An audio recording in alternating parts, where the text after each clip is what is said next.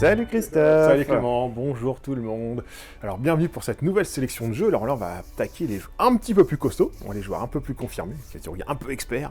Donc on va voir les jeux qui nous ont marqué cette année, les jeux qu'on a bien aimés. Voilà, il y en a eu pas mal quand même, malheureusement aussi il y en a beaucoup qui sont plus dispo, donc on va pas forcément les présenter. On va voir tous ceux qu'on peut vous fournir à Noël et qu'on a bien apprécié. On va commencer par un jeu Warpage, on va dire commencer en mode un peu plus accessible on va dire. Donc c'est l'avantage, c'est un jeu solo qui est assez bien fait. Donc déjà niveau matériel, on peut voir, tu as des petites choses vraiment, c'est assez bien fait. Pour avoir ouvert la boîte tout à l'heure, j'avoue que le rangement est assez sympa. Ouais, en alors fait, c'est le premier truc. Déjà, c'est que quand on prend la boîte, on la prend, et j'avoue, première fois qu'on ouvre la boîte, waouh, il y a un étage, deux étages, et encore du matos, etc. Je sais rien qualitativement parlant. C'est bien foutu, c'est bien propre. Le principe du jeu, assez rapidement, c'est relativement abordable, c'est qu'en fait, vous allez garder un vaisseau. L'idée, c'est qu'on va devoir affronter un vaisseau méchant, le vaisseau mère en face, et forcément, ce vaisseau-là va être protégé par des petits vaisseaux. Donc l'idée, en fait, par des jetons d'action, qu'on va voir ici, on va pouvoir programmer des actions pour détruire les vaisseaux. Comme ça, on va récupérer d'autres jetons, c'est comme ça qu'on va pouvoir développer un petit peu notre vaisseau avec des armes plus conséquentes, etc. Donc c'est assez facile à prendre en main. Il y a un peu de stratégie, mine de rien, il y a un petit côté conservation, il y a un petit côté qui fait penser à de loin, un petit peu à un Hero Rim, ce genre de choses. On construisait ses bases, etc. pour se protéger.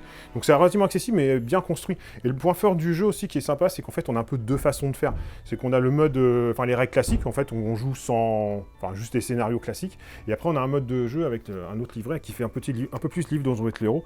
Et tu vois, tu as des actions où tu vas pouvoir envoyer le page, etc. Donc plus narratif. Et c'est ça le point fort du jeu, ça donne de la profondeur au jeu. C'est qu'après, voilà, c'est assez bien fait. Voilà, quand tu combats un vaisseau et détruit, tu vas récupérer des ressources, des jetons qui vont te permettre de faire d'autres actions, etc. Et en fonction de la partie, en fonction si tu as réussi à vaincre tous les vaisseaux que tu as pour épuiser tous les jetons, en fait, on va monter tous les tours comme ça. Et à la fin du 4e tour, soit tu as vaincu le vaisseau, soit tu as perdu. Donc c'est relativement accessible dans le niveau des règles, mais un peu de profondeur et surtout cette mécanique un petit peu narrative qui rend vraiment le jeu vraiment sympathique. Donc voilà, c'était la petite mise en bouche pour des jeux un petit peu, on va dire, un peu plus experts mais abordables, mais surtout ceux qui jouent en solo, et un bon jeu solo, moi je prends toujours aussi. Alors on passe sur quoi après? Alors le prochain, on va passer sur le gros coup de cœur que moi j'ai eu cette année, alors qu'on n'a pas vu beaucoup, c'est Tsukuyumi. Moi j'ai adoré ce jeu. Grosse boîte pour il m'a donné un peu plus de travail cette année celui-là pour apprendre les règles et bien maîtriser le jeu, parce que c'est le genre de jeu celui-là où il faut vraiment plein de parties pour vraiment appréhender le jeu, parce que ça lui donne une durée de vie assez pharaonique. Ouais. Parce que comme c'est un vrai jeu asymétrique de conquête, on va voir ça tout de suite, mais une seule partie suffit pas pour avoir la connaissance du jeu.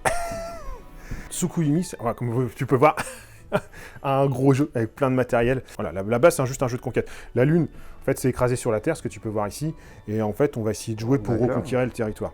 Donc les points forts surtout du jeu que moi j'ai bien aimé, c'est vraiment un vrai jeu asymétrique. Donc on a des peuples différents avec vraiment des mécaniques propres de création de troupes, de cohésion, voilà, il y a la mécanique est vraiment propre à chaque armée. Donc déjà c'est assez intéressant. Mais les deux points forts que j'aime bien, donc en fait l'idée de base c'est de conquérir. Donc quand tu vas bouger des figurines, l'idée ça va être de placer des jetons comme ça qui vont dire que le territoire t'appartient. Tu marqueras un point de victoire par territoire, à la fin, au bout de 4 tours, celui qui a le plus de points de victoire va gagner la partie. La base du jeu, c'est ça. Mais la richesse du jeu, c'est en fait, les deux choses, c'est en fait ces cartes-là. Ça, c'est les cartes actions qu'on va jouer, donc ça commence par une mécanique de draft, donc les gros joueurs vont savoir ce que c'est, mais le draft, c'est qu'en fait, tu commences avec une carte de main, t'en gardes une, tu passes à ton voisin, tu récupères une autre, tu vas fabriquer ta main. Et ça, c'est les cartes actions qu'on va jouer pour faire nos actions. Ce qui est intéressant, c'est que chaque carte est unique. Et ce qui est intéressant aussi, c'est que les cartes sont découpées en face blanche, face bleue, face verte, face rouge. Et comme on peut voir, chaque carte va avoir, tu vois, chaque carte est unique. Ce qui fait que c'est intéressant, c'est que ça découpe le tour. Plutôt qu'attendre qu'un joueur joue à son tour, et puis qui t'attend, etc. En découpant le cours comme ça, déjà, tu vas fragmenter. En fait, ça donne beaucoup plus limpide dans la partie, en fait. Et en fait, chaque tour, en fait, la face blanche, c'est commune, donc c'est très simple. Tu vas soit piocher des cartes événements, soit créer des troupes, soit avancer ou combattre. Et ça, la face blanche, on va dire commune. Une fois que tout le monde a fait les faces blanches, on passe aux phases bleues. Donc chacun va choisir sa carte, on va faire les phases bleues. Les cartes que tu as choisies, elles ont chacune une mécanique propre. Et donc là, tu vas pouvoir refaire des déplacements, recréer des troupes, et ainsi de suite. Chaque carte va t'amener vraiment une construction de ta partie, où tu vas vraiment programmer ton tour. Une fois qu'on a fait toutes les phases bleues, on va passer aux phases vertes, et après les phases rouges. Mais un coup, tu vas pouvoir avancer en phase bleue, avancer en phase rouge, ou créer des troupes en phase bleue, créer des choses, etc. Ton tour est pas régi, genre je bouge, j'attaque, je colonise. Là, tu peux être dans tous les sens, ce qui fait qu'en termes de construction de ta partie, déjà, je trouve ça relativement intéressant. Donc ça, c'est quand même, moi, je trouve le premier gros point fort. Ensuite, l'autre point fort, c'est la gestion de nos mécaniques. Donc en fait, quand tu vas faire une attaque pour placer un jeton de conquête, tu as ces cartes qui sont ici. Et une fois que tu as fait une conquête, par exemple, et qu'il y a, on va dire, dans l'exemple, il y avait ici, tu veux conquérir, et en fait, tu vas donner ta carte à l'adversaire. Et c'est lui qui va choisir l'action de défense. Et en fait, tu donnes le choix à ton adversaire de ce qu'il veut faire. Et généralement, c'est assez punitif, quoi. Enfin, dire, quand tu y vas, tu fais ton jeton conquête, ok, mais il y a de fortes chances que tu prennes cher. Donc en fait, quand tu vas faire, voilà, il faut considérer que tu vas avancer, conquérir, être détruit, revenir, etc. Et en fait, il va falloir que tu construises ta stratégie là-dessus. Et en fait, c'est relativement bien fait parce que c'est assez stressant. Tu dis que tu vas faire une attaque, tu sais que tu vas te reprendre un gros coup derrière. Donc soit tu vas en mode de vraiment charger pour dire t'es sûr de toi, soit il y a des chances que tu prennes vraiment cher. Et ensuite, ce qui est intéressant, le troisième point que j'aime bien, c'est ce peuple-là, le peuple de la Lune, qui est un peuple neutre. De base, si tu veux, il ne fait pas chier le monde, il n'est pas dérangeant, sauf qu'il y a certaines actions que tu vas pouvoir soit en créer, soit les déplacer. Et eux, quand tu les agresses, par contre, ils n'ont qu'une seule carte action, quand eux ils arrivent, et eux c'est pareil, c'est assez punitif. Grosso modo, quand tu viens pas les faire chier, tout va bien.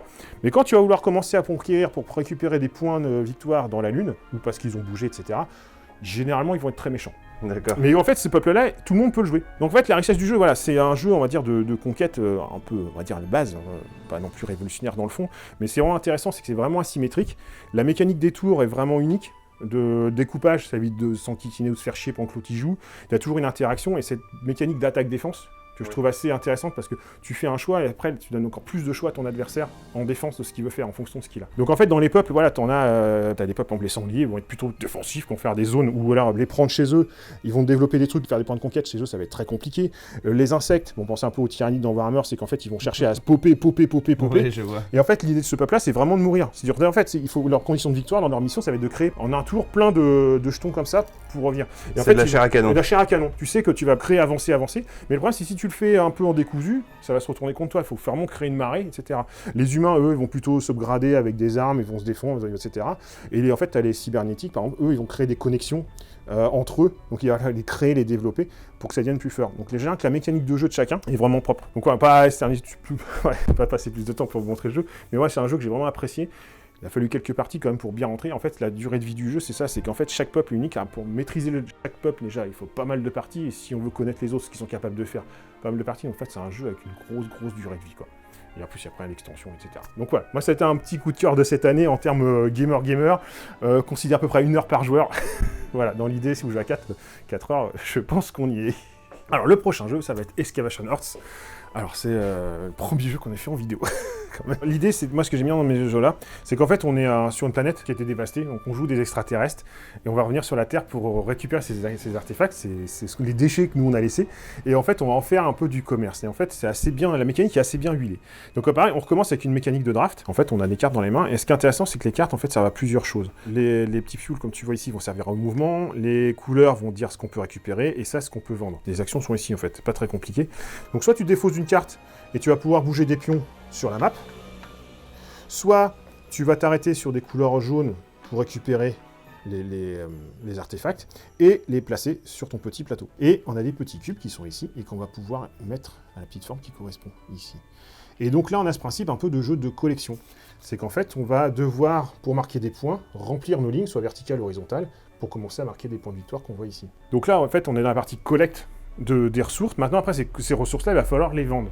Et c'est là que la mécanique est super bien huilée, c'est qu'en fait, on va pouvoir les vendre, donc à partir de ces symboles-là. Donc quand je vais aller sur un endroit où j'ai ce symbole-là, je vais pouvoir placer mes petits cubes qui sont ici, qui m'intéressent, et placer des petits cubes dans cette zone-là. Et là, en fait, grosso modo, c'est un peu le rapport acheteur-vendeur. C'est-à-dire qu'en fait, plus je vais mettre de cubes ici, et plus il y aura d'acheteurs, potentiellement plus je récupérerai d'argent. Et ce qui est intéressant, c'est que le prix de ces ressources sont fixés par ce plateau qui est ici. C'est-à-dire qu'en fait, à chaque fois qu'on va acheter vendre, en fait, une fois que les acheteurs sont contents de la chair, ils vont retourner à la base, et ils vont revenir se mettre ici. Et donc, on va plus de place ici, donc plus personne, cette ressource-là n'intéresse plus personne. Et en fait, on va faire bouger un petit peu les cours, les valeurs des produits en fin de compte. Et c'est ça qui est intéressant, c'est qu'il va falloir programmer un petit peu où qu'on va, où qu'on récupère, est-ce que je les vends tout de suite ou je les vends pas tout de suite. Et cette mécanique, c'est bien huilé parce qu'après, ces petits pions en fait, qui nous servent à collecter vont servir à revendre. Et une fois qu'ils ont servi à être vendus, vont repartir dans le vaisseau. Et en fait, c'est des points de victoire aussi à la fin qui vont, au fur et à mesure de la partie, redonner des bonus. Donc en fait, il va falloir développer sa stratégie entre je récupère, je vends, et après, je développe ma stratégie. Enfin, c'est assez bien foutu comme jeu. Moi, j'ai bien aimé cette année, parce qu'il y a une bonne richesse. Enfin, c'est cette mécanique d'achat-vente que je trouve avec ce côté un peu de fluctuation sur les marchés, où fonction si quelqu'un vend avant, ça coupe complètement la stratégie, etc. Donc ça, c'était bien huilé. Ça, c'est un petit jeu, un petit coup de cœur de cette année aussi. Donc le prochain jeu, ça va être les ruines de Narak. Donc là, on va attaquer comme les gros spoilers de cette année. Le plateau est quand même relativement magnifique. Là, on va dans une ambiance un peu Indiana Jones. Donc en fait, on a un jeu d'exploration avec une petite partie de deck building. Donc en fait, on va essayer d'avancer un peu dans la brousse, on va dire ici, essayer d'explorer des temples. Donc en fait, la partie, on va commencer avec un côté un peu deck building. Donc, en fait, vous avez des cartes dans votre plan au démarrage, et en fait, avec les icônes, ça va vous dire un peu ce process que vous voulez faire. Donc en fait, ça va permettre d'explorer. Par exemple, si je veux aller ici, il va falloir que j'aille une petite voiture, ce qu'on va retrouver ici. Donc en fait, on va essayer d'explorer comme ça. Plus on va loin, plus les demandes de ressources vont être importantes. On va acheter nos cartes dans cette rivière ici pour améliorer son deck. Donc il y a un petit côté deck building qu'on va construire son deck, qui va permettre soit d'explorer, on va dire, cette jungle. Donc on va déverrouiller des temples, il y a des monstres qui vont apparaître, il va falloir les combattre. Tout ça, ça va permettre de récupérer des points.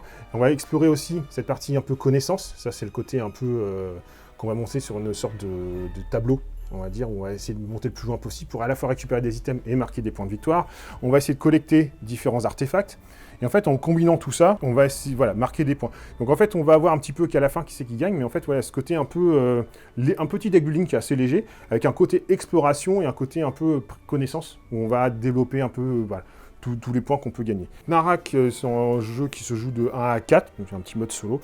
Pour des parties à peu près, on va dire, au moins une trentaine de minutes par joueur, pour une moyenne âge à partir de 14 ans. Donc c'est un jeu qui a bien cartonné cette année, qui est relativement accessible, qui est très joli, et qui est assez immersif, quoi. Alors, le prochain jeu, ça a été le gros coup de cœur de cette année, c'est Dune Imperium. Alors, le jeu qui colle forcément à l'actualité, c'était vraiment le gros coup de cœur, celui-là, de cette année, pour à la fois son accessibilité et, on va dire, sa richesse. Le principe du jeu de celui-là, c'est qu'on a un jeu qui est vraiment un mix entre du deck building et du placement d'ouvriers, vraiment équilibré. Donc, chaque joueur va commencer avec son petit deck de base, qui est identique à chacun. Et en fait, les cartes, vous avez deux indications.